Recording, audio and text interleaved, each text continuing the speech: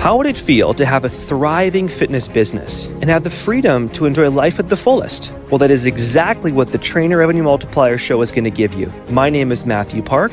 This is Jaime Filer. Hey, guys. And we are here to serve.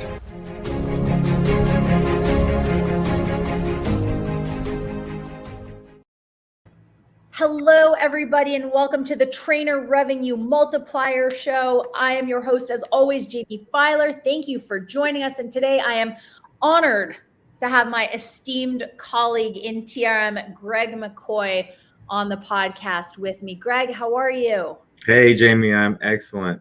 Happy to be back on the TRM show. Love it. Love it. So I was just in Dallas, Texas, rather than Allen, Texas, because you officially opened the second location of Hidden Gym at Pegasus Park. Talk to me about how that even came about, because this is years in the making now, right? Yeah, the project started about 2 years ago. Their long story short, investment firm bought what was formerly the ExxonMobil headquarters, and they had this vision for an innovative campus in Dallas. They've attracted bioscience, which is something that's traditionally been in San Francisco and Boston. They have a big philanthropy initiative, which was part of what attracted us and got us into the project, because we do a lot with philanthropy here in Dallas. And they wanted a fitness center that set their campus apart. They want to attract tenants. They want tenants to be able to bring people that want to work and say, look, this is an amazing campus that you're going to have access to work on. And one of the many things to add to that attraction was they wanted a vibrant fitness center. The owner's biggest fear when I was learning about the project was to have a gym that basically just checked the box, that looked like a dead hotel gym. And so I was like, don't worry about that. You got the right guy. Like, come check out Allen. We showed it to them. They loved it. We talked about the events and the community nurturing that we do. And so, yeah, we got in there and have come up with a really cool concept that works for them. And it's a beautiful facility, and we're trying to get kind of woven into the campus life there. Sure. So I want to make people aware that, give me the square footage, because that was the first thing, because I'm used to Hidden Gym, Allen. Sure.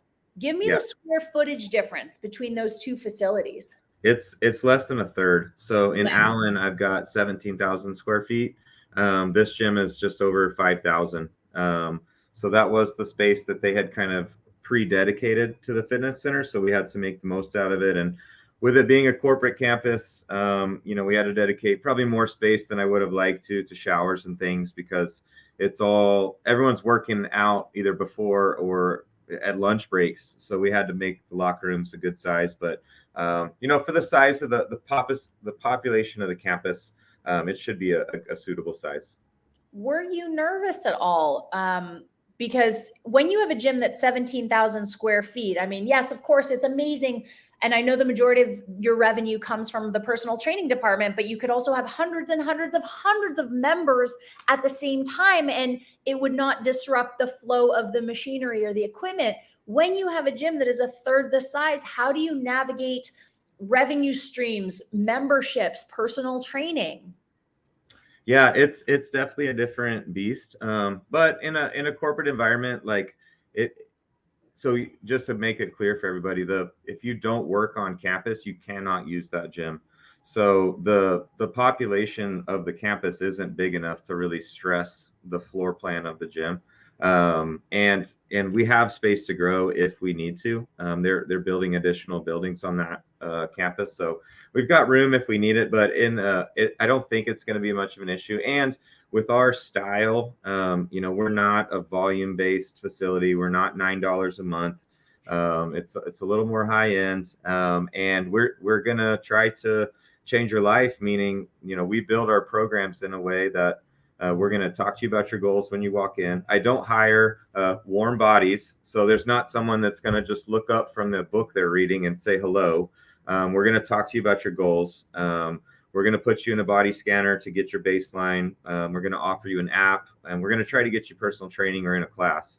So we're not trying to get just the people that are going to leave their membership on recurring revenue. Of course, those are helpful, but like, we're more focused on helping people and being a more high touch service. I love that. I love that. So let's go back to the inception of Hidden Gym Pegasus Park. Your old location was doing really well. Things were flowing. You were just starting to take a step back. You were going on more vacations with your wife. You were competing. What made you think, or what led you to believe you were ready in terms of time and energy management to open a second location? It's always been, I've never had, I've been doing this 13 years now, and I've never had two. I've had three consecutively, but never two at one time. So I've been gearing up for the challenge for some time now. And this opportunity came about, and I kind of call this location 1.5 because given the corporate nature, the campus is closed on holidays and weekends. Yeah. So it's significantly less hours per week than a full service gym where we're, at Hidden Gym in Allen, we close on Christmas Day. That's it. 364 days a year, we're open. So there's not a lot of downtime in this operation. This one, it's a little less strenuous in that regard. But I think regardless of that, even if it was, I think that more importantly, my team is ready for it. Because if I was ready for it and they weren't, that would put us in a bad position. If they were ready for it and I wasn't, that wouldn't work out. So, we work together as a team, and we're open and honest about what we can and can't do. And before I said yes, I really wanted to get the blessings of the people that are gonna be with me in this, because if I said yes and they're 1 foot in, 1 foot out, it wouldn't work for me either. So I think it was as much a team decision as anything. I love it. So now, how do you, from a practical perspective and an emotional perspective, how do you divide your time between the two gyms, the two teams of people working for you, and then of course your personal life, your wife, your bodybuilding career, your friendships? Yeah, there's only, time's a great equalizer, right? There's only 24 hours in a day. But there's people doing a lot more than I do in the same time constraint. So I always you're always trying to make, your time worthwhile. And I spend a lot of time and energy trying to make sure, like in auditing, am I spending my time in the best way? And you've got to make sure that, like, of course, you need to prioritize what has to happen. I also try to prioritize what I enjoy about the business. I try to get rid of things that I don't like. Sometimes I'm the best man for the job on the things that I don't like, so I have to. Yep. But you're always auditing and always trying to develop people, help them grow in responsibility so that you can grow into new zones. And I would say right now, I feel stretched, which is a feeling that I enjoy. Okay. So I feel that this is stretching me as a business owner. At the same time, I'm able to do stuff that I'm used to doing and can now coach people to do, and they enjoy the feeling of feeling a little bit stretched as well. So we're in a growth mode mentally as much as we are by floor plans. Yeah, that's so funny. Yeah. And when you say coach people, you mean your teams, right? The manager of the gym, the manager of the personal training departments. Yeah. So I promoted at the beginning of the year. Kelly, who was our assistant general manager here, got promoted to general manager. I've already acquired and lost a general manager at Pegasus. That took 60 days. But I promoted who was an account manager here. Liz has been promoted to a regional assistant manager. So they've both taken a lot of responsibility. They've been with me now for 3 years. So we work closely together, and they're absolutely knocking it out of the park, which just gives us all confidence that we can all continue to elevate and take on more stuff. And really, it's about developing people, because now when they move up, they need to pass on things that they were once doing, and we continue to add staff members and really try to grow and develop them and teach them about the fitness industry. Like, the talk I give almost everyone is like, I don't look at this as a job. We're not looking for someone that wants to pass 3 months while they find something better. that you can do that at a big box gym, I'm sure, but like we want, Sure. we want people that want to make a career out of fitness, and it is a viable career path. And even though it's fun, doesn't make it any more or less serious. So we give them that talk, like, hey, this is we want this to be a career for you, and we try to, as an employer, we try to treat them that way, and then ask that they treat it like a career as well. I love that. Okay, so I have two questions. It's almost like a part A and B. 3 ways you're ready to promote. So let's say you're talking to, because a lot of the people who come into TRM, or even just people who are coaches, they just say, okay, you know what? I'm going to hire a bunch of assistant coaches. Okay, cool. You now have one level, but like you said, you promoted Kelly from an assistant general manager to a general, which now means you, Greg, are no longer the general manager. So what are 2 to 3 ways or you knew you were ready to give someone else more responsibility and you could take a step back? So I'll give you 2 kind of from the employee side and 1 from like my perspective. Awesome. So for me, I have to be ready to let go of some things. I have to trust the person, and allow them some room to make mistakes, because I know I've been doing the job. I messed it up several times. I learned by trial and error, and you need to give that person ample opportunity to do the same. So while I'm there to support, I try not to, micromanage or tell them what to do too often. I want them to learn. So you have to like the person moving on has to be prepared, to let that happen. So I felt like I was in that place. Then what I look for, when it's time to promote somebody, I would say it's attitude and competence. They might be competent enough, but if their attitude isn't right, it's not something I want to deal with. They're not going to do the best job that they can. Probably shouldn't be on your team in the first place, sir. Yeah, exactly. That's a good audit. So their attitude has to be right, and then are they competent enough to handle the position? So that's just knowing what the job requires and making sure that they've got the tools to be successful. And then you said from your perspective, so you're going to do 2 from the employees, and then so attitude and competence from the employer side, and then from my side, it would just be being ready to release that duty, the trust, and the room for learning. Okay, so regarding that follow-up question, sure. Let's say someone says, hey, Jaime, I'm kind of interested in buying the TRM engine. Do you think I should get it like now when I only have 4 clients, or should I get it once I have 100? Okay. Do you promote Kelly when you are already stretched to capacity, or do you promote Kelly when you're like, she's good? I try to do it early. I don't like to wait until, if you compare it to, I don't know, maybe a ship or something, like if water's already coming in, like the problem, you're already there. Like it's a disaster. You want to reinforce the ship and the hull and everything that you're doing prior to the storm. So I would even say right now I'm actually purposely overstaffing. We've made 2 hires, and they were great people, and it's not necessarily the right time.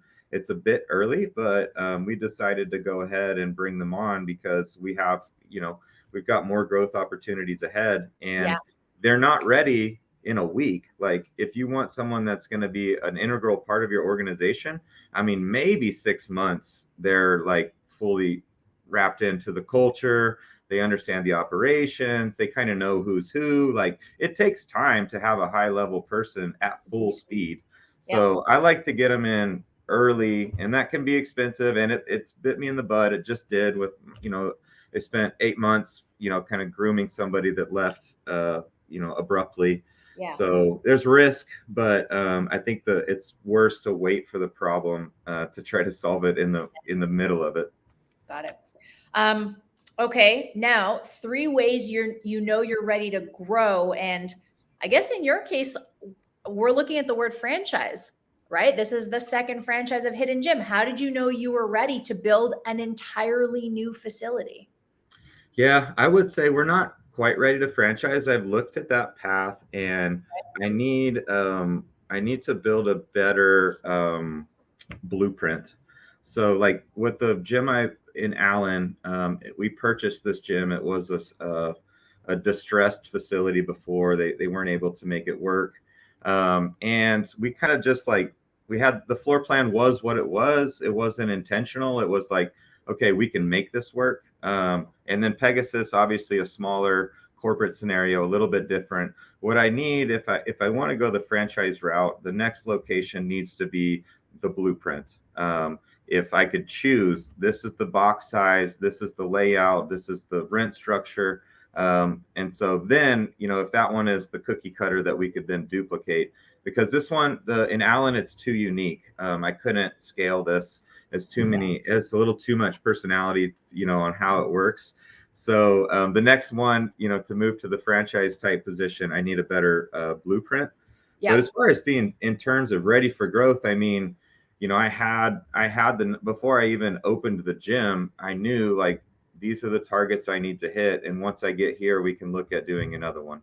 And so we just diligently made progress on those targets. COVID setback, COVID climb, and then we made it. And now, the Pegasus gym happened, and now we're looking at further expansion because we're at about the numbers we need to be to entertain that idea. Yep. Okay. I love that. I love that answer. When I guess I misuse or misunderstand franchise in my head, if you have like 2 locations of something, it's a franchise, but I guess there's more legalese involved. Yeah. Basically a franchise means someone else could open a hidden gym. I understand. Okay. Pay us a fee for the name, and we would, get some of the revenue for using our formula. Okay. All right. So your SOPs, your blueprint would need to be tighter. Got it. Yeah. Let's go back to time management. Again, you still, even though you've taken a step back, you still wear a lot of different hats. How is your time over the course of your, a Greg McCoy 24 hours? How do you divide, putting out fires, managing your team, reacting versus responding, online versus in-person business? When do you make time to train? Do your days look like Groundhog Days because you're so regimented, or does every day look different, but you kind of know what you're doing? I lean much more towards the Groundhog Day. I'm a creature of habit. I like predictable schedules, and it's just it just makes things easier because I don't have to think about it too much. But my days are at this point, it's been this way for 2 years now.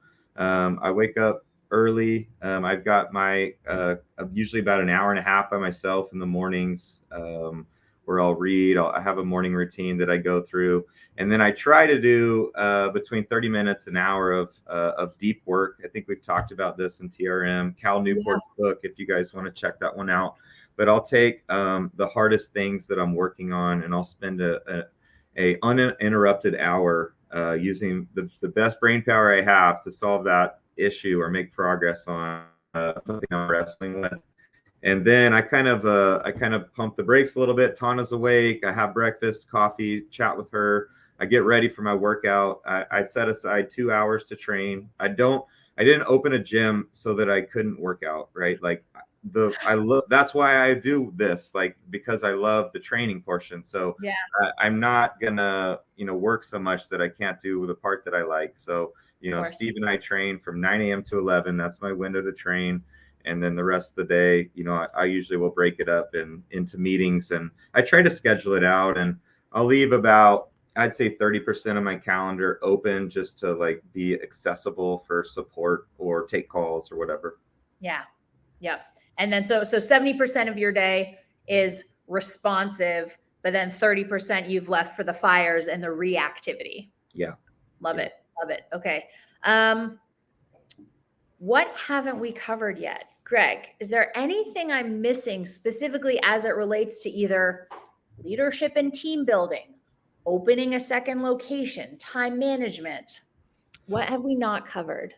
I mean, the art of all of this is the people development. I mean, if you're, especially people looking to open gyms, or if you're trying to move from a trainer to a gym owner, equipment is generally pretty easy to find and get financing for. Real estate, the market goes up and down, but you can generally always find it. I know this sounds like probably not totally correct, but money is generally pretty easy to find, whether that's bank loans, investors.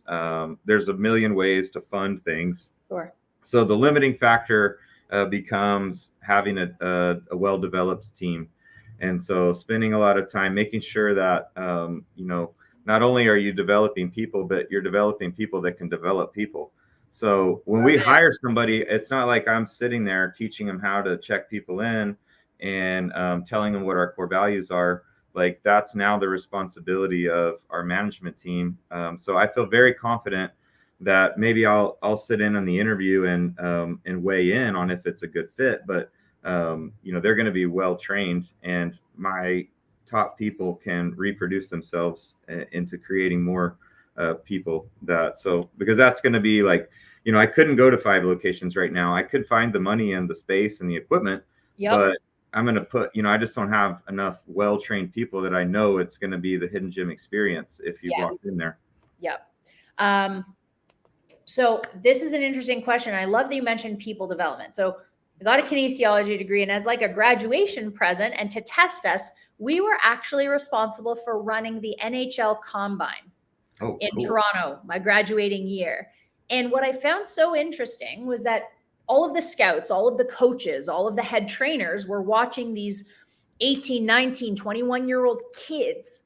And you'd see some that were like, let's say 200 pounds, 10% body fat, could jump like a little bit. And then you'd see ones that were 250 pounds, 5% body fat, star athletes. And they'd go for the former, not the latter. And I asked my professor why. I said, I would take home the latter.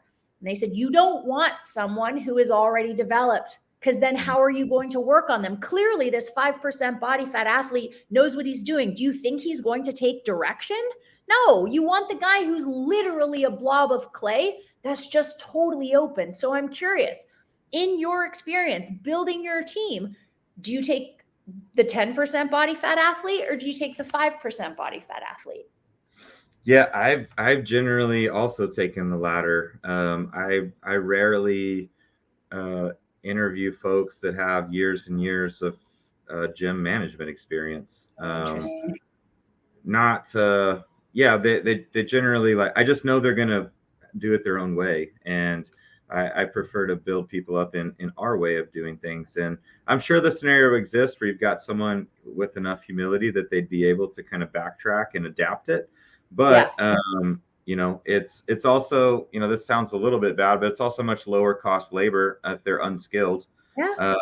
And then, it's up to you to grow them and compensate them as their skills increase. But that's been a much better system for us, for the entirety of my career. That's generally been what we've done. I'm glad. I like people from that have habits that are, they aid what we're doing, but aren't necessarily operational habits. Like, I love hiring people from hotels, somebody who's well versed in how to speak to people in a customer friendly environment. Yep. Bedside manner, customer service, all of it. Yes. Yeah. Hospitality is a great place to pick somebody and put into the gym business. So I love seeing that on a resume. Or it just depends on what position you're looking for. But there's other fields that I like to look at and kind of cherry pick from. But generally, if they've got a little bit of gym experience working the desk or whatever, that's not a big deal. But if they've been, managing gyms, they're probably going to want, one, more than I want to pay, and two, I'm going to have to break them before. And then build them up again. Yeah. Love it. All right, Greg, that is all I've got. Actually, the one thing I didn't catch it the first time, you mentioned I do a lot of my deep work in the morning. Which book did you recommend? Yeah, Cal Newport. I believe the title is just Deep Work. He's got 2. I think one's Deep Work and the other one is So Good They Can't Ignore You.